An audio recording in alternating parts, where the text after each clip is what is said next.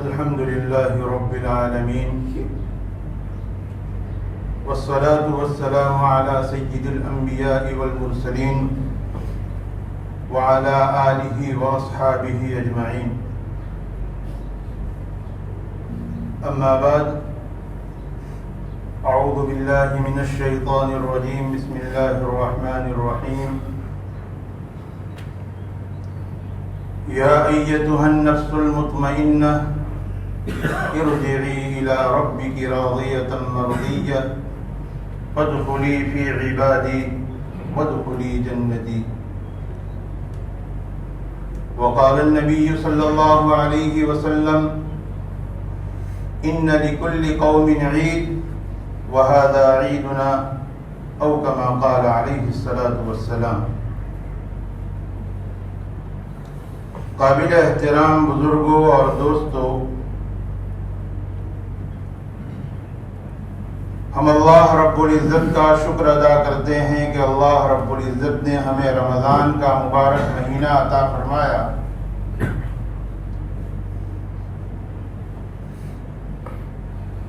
یہ رمضان کا مبارک مہینہ بڑی تیزی سے گزر گیا.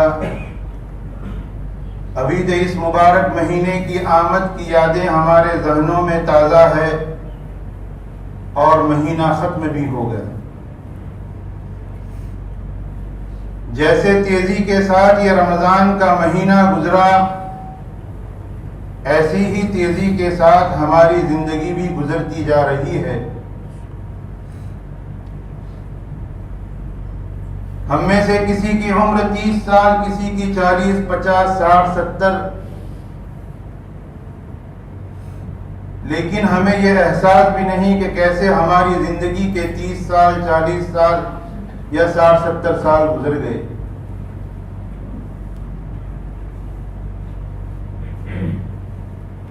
لیکن جب یہ رمضان کا مہینہ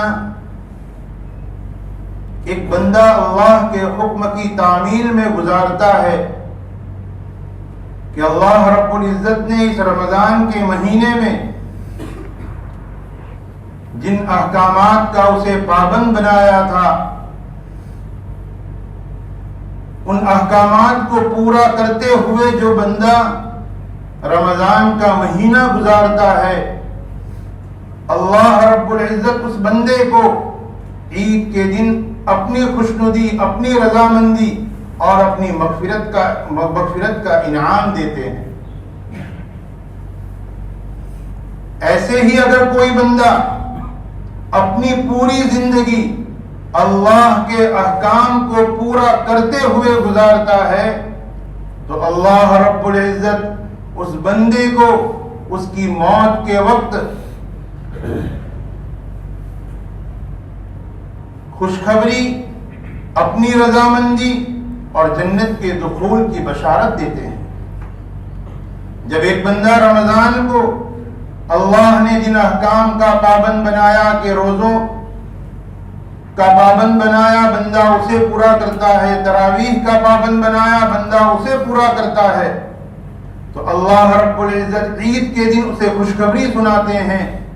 میرے اور آپ کے آقا تاجدار مدینہ فخر دو عالم صلی اللہ علیہ وسلم نے ایک حدیث پاک میں ارشاد فرمایا کہ جب رمضان ختم ہوتا ہے اور عید کا دن آتا ہے، اللہ رب العزت کے حکم سے فرشتے زمین پر اترتے ہیں، راستوں پر کھڑے ہو جاتے ہیں اور اعلان کرتے ہیں کہ اے محمد صلی اللہ علیہ وسلم کی امت، چلو اس رب کی طرف کہ جو مغفرت کرنے والا ہے، معاف کرنے والا ہے، بخشنے والا ہے. اور جب لوگ عید کی نماز کے لیے نکلتے ہیں تب اللہ رب العزت فرشتوں کو پوچھتے ہیں کہ بتاؤ اس مزدور کا کیا صلہ ہو سکتا ہے جس نے اپنی مزدوری پوری کر لی. فرشتے کہتے ہیں باری تعالیٰ اس کا حق تو یہ ہے کہ اسے اس کی پوری مزدوری دے دی جائے. اللہ رب العزت ارشاد فرماتے ہیں کہ فرشتوں تم گواہ رہو، میں نے میرے بندوں کو روزے کا حکم دیا، انہوں نے اس حکم کو پورا کیا. میں نے تراویح کا پابند کیا، اس تراویح کو انہوں نے پورا کیا. تم گواہ رہو میں میرے ان بندوں کو ان کے روزوں کے بدلے, ان کی رات کی تراویح کے بدلے ان کی بخشش کرتا ہوں, ان کی مغفرت کرتا ہوں, اور میں ان بندوں کو رضامندی کا پروانہ دیتا ہوں. اور پھر اللہ رب العزت بندوں کو مخاطب کرتے ہوئے فرماتے ہیں کہ اے میرے بندو, جاؤ آج تم اپنے گھروں میں اس حال میں لوٹ جاؤ کہ تمہارے گناہ بخش دیے گئے اور میں تم سے راضی ہو گیا, تم اس حال میں اپنے گھروں کو لوٹ جاؤ. آگے اللہ رب العزت بندوں سے مخاطب ہوتے ہیں کہ اے میرے بندو, آج کے دن تم مانگو مجھ سے, تم آج جو مانگو گے, آج تم اپنی آخرت کے متعلق جو کچھ بھی سوال کرو گے تمہارا سوال پورا کیا جائے گا, اور اپنی دنیا کے متعلق جو کچھ مانگو گے اس میں تمہاری مصلحتوں پر نظر کی جائے گی.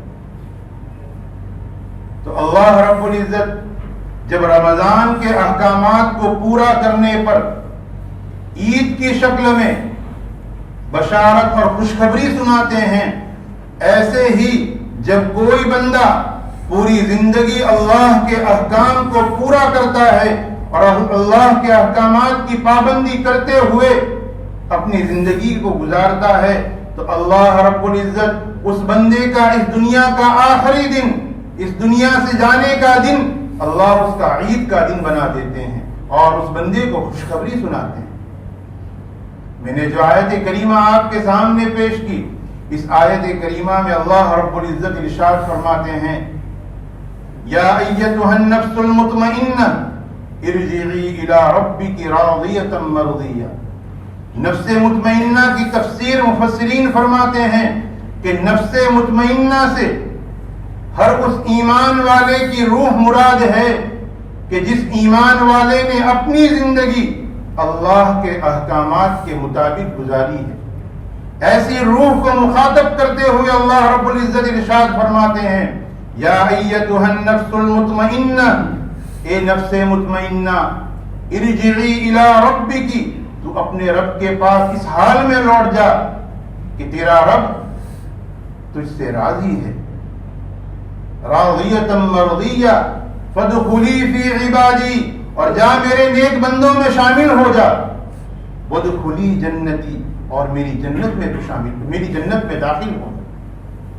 تو جب بندہ اللہ کے احکامات کے مطابق زندگی گزارتا ہے تو اللہ رب العزت عید کے, اس کی موت کے دن کو عید کا دن بنا کر اسے خوشخبری سناتے ہیں. اسی لیے علماء مثال دیتے ہیں کہ جو بندہ اللہ کی اطاعت اور فرما برداری کے ساتھ زندگی گزارتا ہے, اللہ رب العزت اس بندے کو اس طرح موت دیتے ہیں اور اس کی روح اس کے جسم سے اس طرح نکالی جاتی ہے جیسے سنے ہوئے اور گوندے ہوئے آٹے میں سے آسانی کے ساتھ بال نکالا جاتا ہے, کہ وہ بال کہیں پھنستا نہیں بلکہ آسانی کے ساتھ نکل جاتا ہے. اور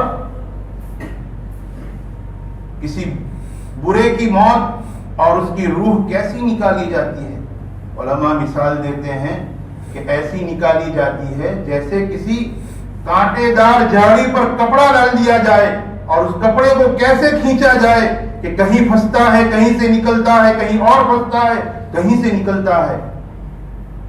تو فاسق لوگوں کی اس طریقے سے روح نکالی جاتی ہے. تو کہنے کا مطلب یہ ہے کہ اللہ رب العزت کے احکامات کو جیسے رمضان میں پورا کیا جاتا ہے تو اللہ عید کے دن خوشخبری سناتے ہیں, ایسے ہی اگر کوئی بندہ پوری زندگی اللہ کے احکام کے مطابق گزارتا ہے تو اللہ اس کے موت کے دن بھی اسے خوشخبری سناتے ہیں. قرآن کریم میں اللہ رب العزت دوسری جگہ ارشاد فرماتے ہیں ان الذین قالوا ربنا اللہ, کہ جن لوگوں نے اللہ کے رب ہونے کا اقرار کیا, اللہ کو اپنا رب مانا, ثم استقاموا, پھر اس رب ہونے پر اللہ کی ربوبیت پر اپنے اعمال صالحہ کے ذریعہ جمے رہے. ان الذین قالوا ربنا اللہ ثم استقاموا تتنزل علیہم الملائکہ, موت کے وقت فرشتے اس پر اترتے ہیں اور فرشتے اسے تسلی دیتے ہیں اللہ تخافوا ولا تحزنوا, کہ اس دنیا کے چھوٹنے پر کوئی غم نہ کر, وَأَبْشِرُوا بِالْجَنَّةِ الَّتِي كُنْتُمْ تُوعَدُونَ، بلکہ تیرے رب نے تجھ سے جس جنت کا وعدہ کیا ہے اس جنت کی ہم تجھے خوشخبری اور بشارت سناتے ہیں۔ اس لیے یہ رمضان کا مہینہ جو ہم سے بڑی تیزی کے ساتھ گزر گیا، یہ رمضان کا مہینہ ہر سال آ کر ہمیں یہی سبق دیتا ہے کہ ہم اپنے اندر اللہ کے حکم پر مر مٹنے کا جذبہ پیدا کریں۔ رمضان کا مہینہ خاص طور سے دو باتیں ہمیں سکھا کر جاتا ہے۔ ہر سال اللہ رب العزت یہ رمضان کا مہینہ عطا فرماتے ہیں تاکہ یہ ہماری عملی مشق ہو کہ ہمیں زندگی کیسے گزارنی چاہیے۔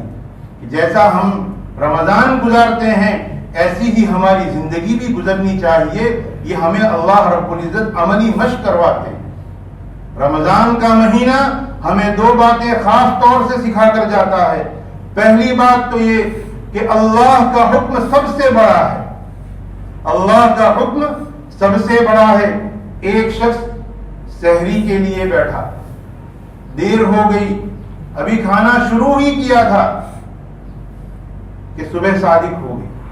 اب صبح صادق کے بعد اگر کوئی کھاتا ہے اس کا روزہ نہیں ہوتا۔ اب بندہ اللہ کے اس حکم کو مانتے ہوئے پورا دن بھوکا رہنا پسند کرے گا، لیکن صبح صادق کے بعد ایک لقمہ کھانا پسند نہیں کرے گا۔ کیوں؟ کہ اللہ کا حکم یہی ہے کہ صبح صادق تک ہی سحری کی جا سکتی۔ ایک بندہ افطاری کے لیے بیٹھا، غروب آفتاب ہو گیا، مؤذن نے کہا اللہ اکبر۔ اب یہ بندہ اگر یہ سوچے کہ چلو میں نے صبح سے شام تک تو بھوک سے گزار لیا، ایک گھنٹہ مزید اور گزار لوں تاکہ اللہ مجھے اور ثواب دے، کہ میں اگر دن کے میں نے 10 گھنٹے 12 گھنٹے اگر بھوک سے گزارے ہیں اور بھوک اور پیاس کو برداشت کیا ہے، ایک گھنٹہ مزید برداشت کر لوں تاکہ اللہ مجھے مزید ثواب دے۔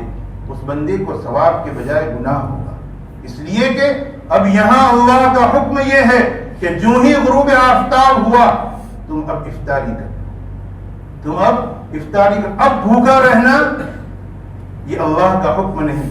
اس لیے رمضان تو ایک بات یہ سکھا کر جاتا ہے کہ سب سے بڑا اللہ کا حکم ہے، ہماری اپنی مرضی یا ہماری اپنی منشا، اپنی چاہت کوئی چیز نہیں۔ سب سے اونچا اور سب سے بڑا اللہ کا حکم کہ اللہ نے جب کہہ دیا کہ کھانے سے رک جاؤ ہم رک گئے، جب کہہ دیا کہ کھا لو ہم نے کھا لیا۔ اور دوسری بات یہ رمضان ہمیں سکھا کر جاتا ہے کہ ہمیں اس بات کا استحضار رہے کہ میرا رب ہر وقت مجھے دیکھتا ہے، کہ اللہ رب العزت کی حضوری کا اور اللہ رب العزت کے استحضار کا سبق یہ رمضان کا مہینہ ہمیں دے کر جاتا ہے کہ ایک بندہ بھوک کی شدت میں ہے، پیاس لگی ہوئی ہے، کمرے میں تنہا بند ہے، پانی موجود، کھانا موجود، لیکن اس کے باوجود وہ بندہ نہ ہمت کرتا ہے پانی پینے کی، نہ ہمت کرتا ہے کھانا کھانے کی۔ کیوں؟ کہ اس کے ذہن میں ہے کہ چاہے کمرہ بند ہے، چاہے دنیا کی نظروں سے میں چھپا ہوا ہوں، لوگوں کی نظروں سے میں چھپا ہوا ہوں، لیکن اللہ کی نظروں کے سامنے ہوں، وہ مجھے دیکھ رہا ہے۔ اور اس استحضار کی وجہ سے وہ بندہ بھوک کی شدت بھی برداشت کرتا ہے اور پیاس کو بھی برداشت کرتا ہے، لیکن نہ پانی پیتا ہے نہ کھانا کھاتا ہے۔ کہ رمضان کا مہینہ خاص طور سے خصوصیت کے ساتھ ہمارے اندر یہ دو باتیں اور ہمیں یہ دو سبق دے کر جاتا ہے کہ ہمارے اندر اللہ کی حضوری کا استحضار پیدا ہو جائے۔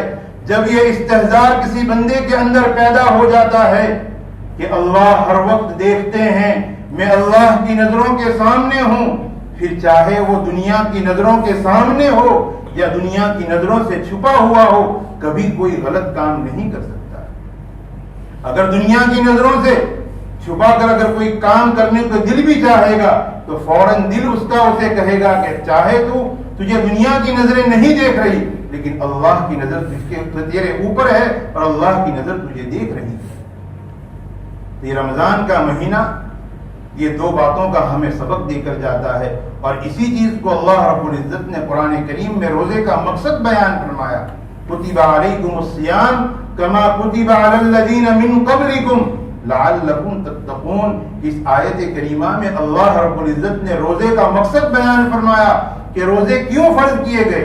کیا اللہ کو ہمیں بھوکا پیاسا رکھنا مقصود؟ ہرگز نہیں، بلکہ اللہ فرماتے ہیں کہ روزہ ہم نے اس لیے فرض کیا تاکہ تمہارے اندر تقویٰ پیدا ہو، تاکہ تمہارے اندر تقویٰ پیدا ہو. اور تقویٰ کیا ہے؟ تقویٰ یہی ہے کہ اللہ کے حضور کا استحضار ہمارے دلوں میں پیدا ہو جائے.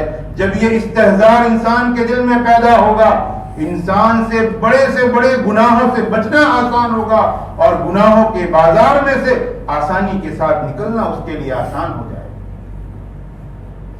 غالباً حضرت ابو ہریرہ رضی اللہ تعالیٰ عنہ سے پوچھا گیا کہ تقویٰ کیا ہے؟ تو حضرت ابو ہریرہ نے یا کسی اور صحابی نے سمجھایا کہ تقویٰ یہ ہے. اس سائل کو پوچھا کہ کیا کبھی تمہارا کسی کانٹے والی وادیوں سے گزرنا ہوا؟ انہوں نے کہا بارہا ایسا ہوا. کہا کہ آپ کیسے گزرتے ہو؟ تو کہ بہت سنبھل کے کپڑے سمیٹ کر کے کہیں کسی کانٹے والی وادی جھاڑی میں جو ہے میرا کپڑا الجھ نہ جائے، اس طرح سنبھل کے جو ہے میں اس وادی سے گزر جاتا ہوں. حضرت ابو ہریرہ نے فرمایا کہ بس یہی تقویٰ ہے کہ زندگی میں گناہوں کی وادیوں سے انسان بچتے بچاتے اپنے آپ کو بچاتے ہوئے نکل جائے، یہی تقویٰ ہے. اس لیے یہ رمضان کا مقصد ہے اور یہ مقصد ہمیں یاد رکھنا چاہیے. ہم ان مقاصد کو ہم بھول جاتے ہیں. ہم نے دیکھا کہ رمضان میں الحمدللہ ہماری نمازوں کی پابندی بھی ہوتی ہے، روزوں کی پابندی ہوتی ہے، قرآن پاک کی تلاوت کی پابندی ہوتی ہے. لیکن جو ہی رمضان گزر گیا ہماری نمازیں غائب، ہمارے قرآن کی تلاوت غائب. نماز تو اللہ نے ہر وقت فرض فرمائی ہے، چاہے رمضان ہو یا غیر رمضان ہو. رمضان میں جیسے 5 نمازیں ہم پر فرض تھی، رمضان کے علاوہ بھی یہ 5 نمازیں ہم پر فرض ہے. اس لیے اور رمضان میں ہم دیکھتے ہیں کہ بندہ دل سے ارادہ کرتا ہے کہ میں نماز نہیں چھوڑوں گا. اللہ وہ اسباب پیدا کرتے ہیں کہ بندہ نماز کی پابندی کر لیتا ہے. کتنی بھی مشغولی ہو، بندہ اس میں کہیں بھی 5 منٹ کا وقت نکال کر اپنی نماز کو پورا کر لیتا ہے. اگر یہی فکر انسان اپنی پوری زندگی میں پیدا کر لے ہوئے تو انسان کی زندگی بھی کامیاب اور انسان کی آخرت بھی کامیاب. اس لیے بالخصوص ہمیں نمازوں کا خوب اہتمام کرنا چاہیے. نماز یہ تو فرض ہے، اور نماز یہ تو کل قیامت میں سب سے پہلے ہم سے اسی کا سوال کیا جائے گا. سب سے پہلے ہمیں اسی کا سوال کیا جائے گا. میں نے کبھی سنایا ہوگا آپ کو کہ نماز پر اللہ رب العزت ہمیں ثواب دے نہ دے، لیکن نماز پڑھنے کی ایک سب سے بڑی وجہ یہ ہے کہ میرے اور آپ کے آقا صلی اللہ علیہ وسلم نے فرمایا کہ قرۃ عینی فی الصلاۃ، کہ میری آنکھوں کی ٹھنڈک نماز میں ہے. اللہ کے رسول نے فرمایا کہ میری آنکھوں کی ٹھنڈک نماز میں ہے. بتائیے ہم میں سے کون چاہے گا کہ اللہ کے رسول صلی اللہ علیہ وسلم کی آنکھیں ٹھنڈی نہ ہو؟ بلکہ ہم میں سے ہر ایک کی یہ خواہش ہے کہ ہم ایسے اعمال کریں کہ اللہ کے رسول صلی اللہ علیہ وسلم کی آنکھیں ٹھنڈی ہو. یہی تو آپ سے محبت کا تقاضا بھی ہے. اس لیے نماز کو نہ چھوڑنے کی سب سے بڑی وجہ ہمارے لیے تو یہ ہے کہ اس نماز کے اندر سب سے پہلے تو یہ نماز اللہ کا فریضہ ہے، اور دوسرے نمبر پر کہ اس نماز کے اندر ہمارے آقا صلی اللہ علیہ وسلم کی آنکھوں کی ٹھنڈک ہے. اور ہم میں سے ہر محبت کرنے والے کو چاہیے کہ وہ آقا علیہ الصلوۃ والسلام کی آنکھوں کو ٹھنڈک پہنچائے. اس لیے دوستو اور بزرگوں، یہ رمضان کا مہینہ تو ختم ہو گیا. اللہ رب العزت ہمارے رمضان کو قبول فرمائے، اور اس رمضان کے صدقے میں اللہ رب العزت جو آج انعامات کا وعدہ فرماتے ہیں، ان انعامات کا ہمیں اللہ رب العزت مستحق بنائے، اور ہماری پوری زندگی اللہ رمضان بنا دے، تاکہ ہماری موت کا دن یہ ہمارے لیے عید کا دن بن جائے. وآخر دعوانا الحمدللہ رب العالمین.